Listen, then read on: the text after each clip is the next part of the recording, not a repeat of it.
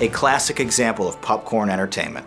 The sophomore effort from director Michael Bay, this $75 million action film was released nationwide on June 7, 1996, eventually earning $335 million.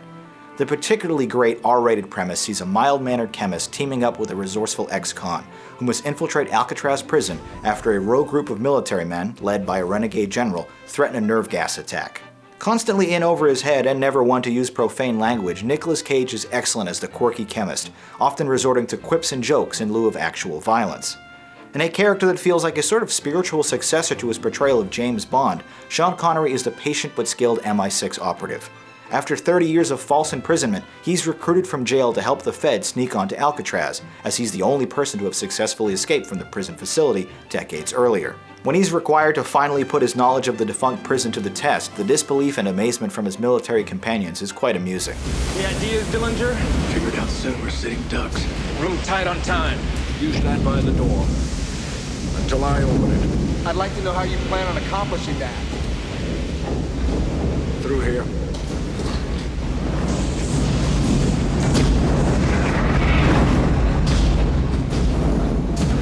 Shitting.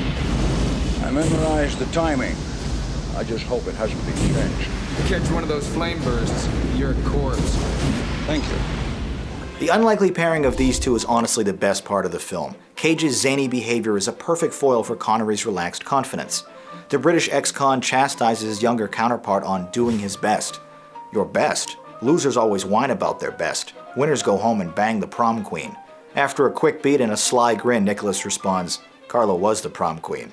This isn't just a funny encapsulation of their relationship, but one of my all-time favorite exchanges in any action movie. Ed Harris is phenomenal as the, quote, bad guy, a disillusioned Marine general whose terrorist actions are only to secure reparations for his forgotten and fallen soldiers. It's honestly a perfectly understandable and, dare I say, noble position, a man willing to commit treason and risk his own life to help the families of his former troops. Which is why the government's handling and ultimate dismissal of his ransom request is so perplexing and frustrating. Before ordering a massive aerial kill strike on the entire island, the president gives an impassioned speech, seemingly to an empty Oval Office, about his impossible decision. But this only highlights the aforementioned plot hole. Harris only asked for $100 million. Why not just give him the money? The supporting cast is stacked with even more excellent talent. David Morse, William Forsythe, Michael Biehn, Xander Berkeley, and Philip Baker Hall. Of particular note, however, is John Spencer, who does fantastic work as a conflicted FBI director who reluctantly recruits Connery, Tony Todd, who has one of the best on-screen deaths ever, and John C. McGinley, whose unrealistic performance as an over-eager Marine makes him seem a bit miscast. A refreshing change of pace, however, is how Harris and his hired team of mercenaries are actually pretty smart, especially for your typical group of bad guys. When one of their patrols doesn't check in, they immediately dispatch teams to investigate, instead of sitting around and thinking about it. It's a small moment, but far too many action movies are propped up by dumb characters and even dumber writing. So despite some of its more implausible elements, The Rock thankfully doesn't disrespect the audience's intelligence with boneheaded developments. Early in his career, before he became the unfortunate punchline to armchair critics, Michael Bay exhibited some real skill and talent, especially in this action-packed adventure.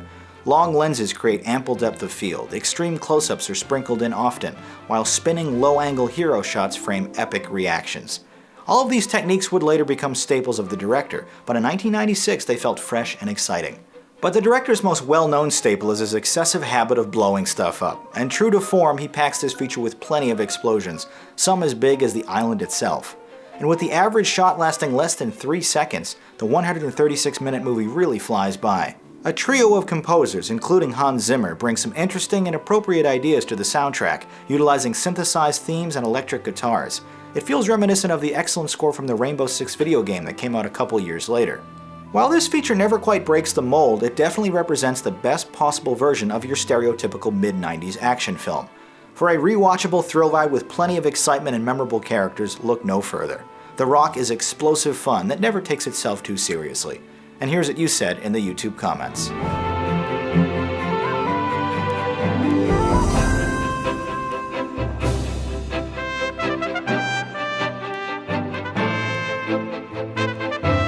We were in total agreement on this one, with many calling The Rock Michael Bay's best film. We both thought it was awesome.